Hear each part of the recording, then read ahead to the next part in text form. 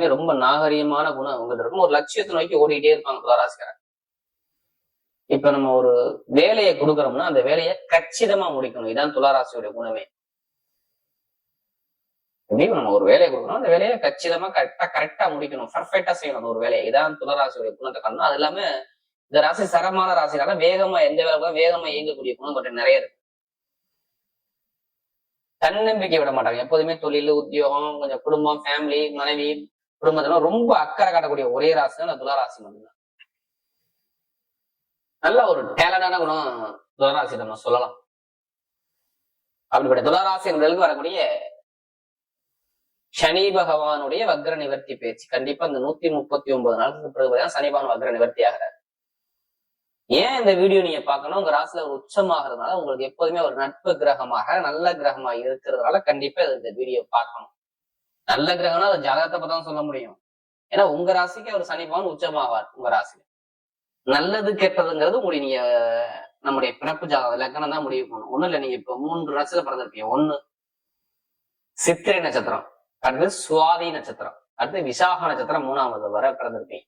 இப்ப எல்லாத்துக்கும் ஒரே மாதிரி உங்க ஜாதக தசாபதி நடக்காது. உங்களுக்கு சொல்லுவாங்கல்ல, இத்தனை வயசுக்கு அப்புறம் நீ இப்படி ஆகவ, இது சம்மதம் போவ, இது உனக்கு நல்லா இருக்கும், இதுல போங்க, இதுல போகாதீங்க, எதை சொல்லுவோம்னா உங்க ஜாதகத்தை வச்சு லக்கண புள்ளி வச்சு நம்ம கரெக்டா சொல்ல முடியும்.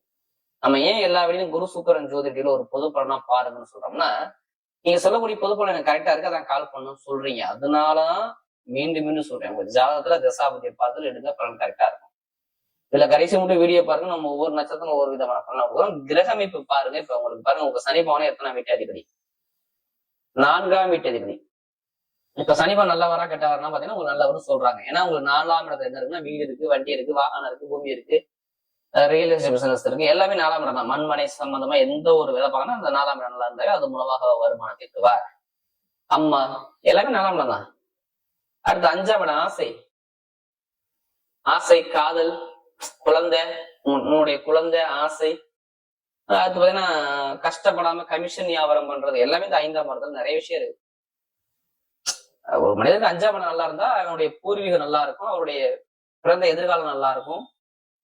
எல்லாமே கஷ்டப்படாம ஒரு விஷயம் ஈஸியா கிடைக்கும். ஒரு மனிதனுக்கு 5ஆம் இடத்துல ஒரு கிரகம் தான் நல்லது செய்யும், அவ்வளவுதான்.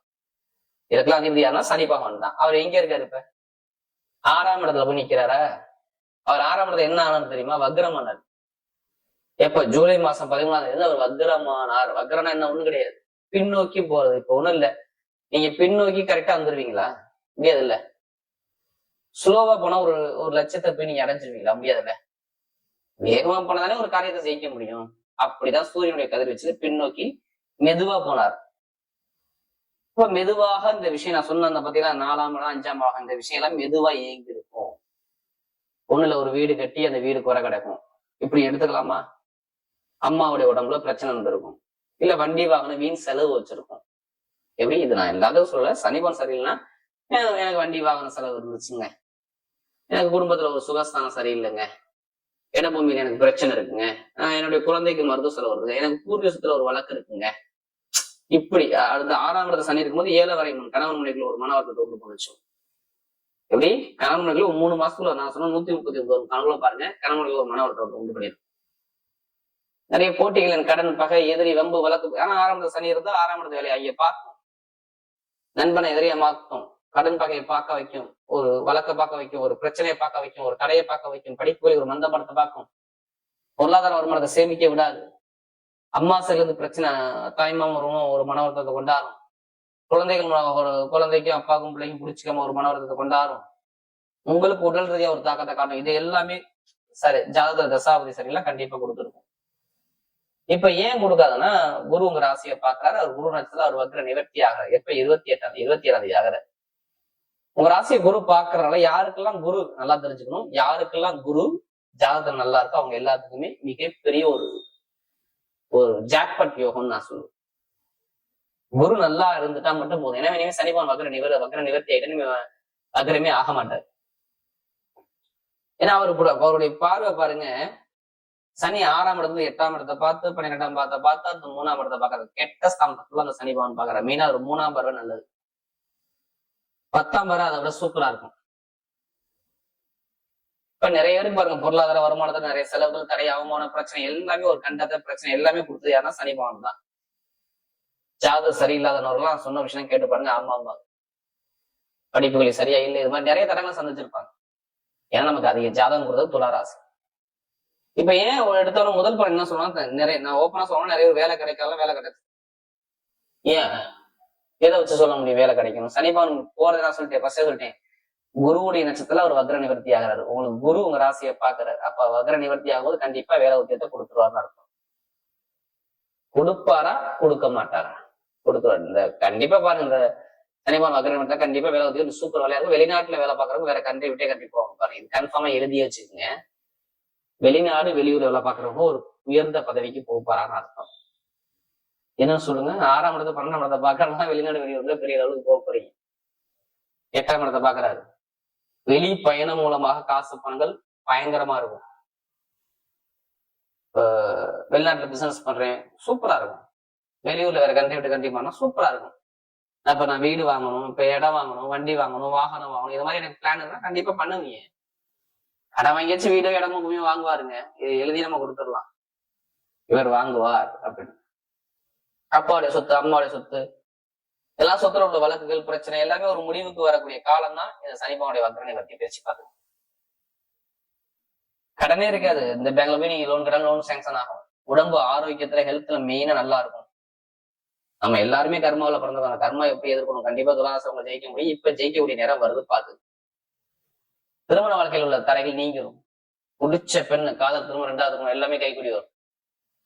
எதுக்குமே பயப்படுவார். திருமண வாழ்க்கையில எந்த ஒரு தடையும் அவர் பிரேக்கம் கொடுக்க மாட்டார். ஏன்னா செவ்வாய் பகவான் இனிமேல் நல்லா ஸ்ட்ராங் ஆயிட்டார். 2 மாசமா செவ்வாய் சரியா இல்லை, இப்ப சூப்பரா இருக்கு. அதே மாதிரி இப்ப புதுசா தொழில் பண்ண முடியும், ஜாதக தசாபதி தொழில் பண்ண சூப்பரா இருக்கும். நீ ஏதாச்சும் ஒரு கோர்ட்டு கேஸ் ஒரு வழக்குகளை பார்த்தா அந்த வழக்குகளை இப்ப ஜெயிக்கக்கூடிய பக்காவாய்கள் பார்த்து அந்த எதுவுமே நான் கெட்டது சொல்ல வரல. துளாராசிக்கு இனிமேல் சனிபவன் வக்ர நிவர்த்தி ஆனதால் நல்ல விஷயங்கள் நிறைய இருக்கு. இதை எடுத்துக்கூடிய விதம் கண்டிப்பா உங்களுக்கு சூப்பரா இருக்கும். பார்த்து கமிஷன் வியாபாரம் சூப்பரா இருக்கும். படிப்பு கல்வி சூப்பரா இருக்கும். எல்லாமே நல்ல ஒரு அனுகூலம் தேடி வருது. பெண்கள் வியாபாரம் சூப்பரா இருக்கும். இரும்பு சார்ந்த வேலை, நெருப்பு சார்ந்த வேலை, ஐடி ஃபீல்டு, பேங்க்ல வேலை பாக்குறவங்க, நகர வச்சிருக்கோம், எல்லாரும் சூப்பரா இருக்கும்.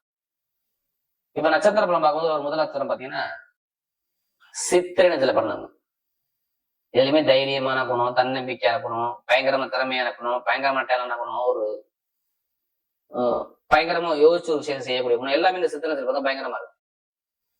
இனிமே எது வந்தாலும் நீங்க பயப்படாதீங்க. இனிமே உங்களுக்கு எல்லாமே லைஃப்ல சூப்பரா இருக்கும். ஏன்னா இதுக்கு முன்னாடி 2-3 மாசம் ரொம்ப கஷ்டப்பட்டு லைஃப்ல நிறைய கஷ்டங்கள், அவமானம், பிரச்சனை, போட்டிகள், போராட்டம், தடைகள் எல்லாமே நீங்க சித்திரை நட்சத்திரம் கண்டிப்பா நீங்க பார்த்திருப்பீங்க.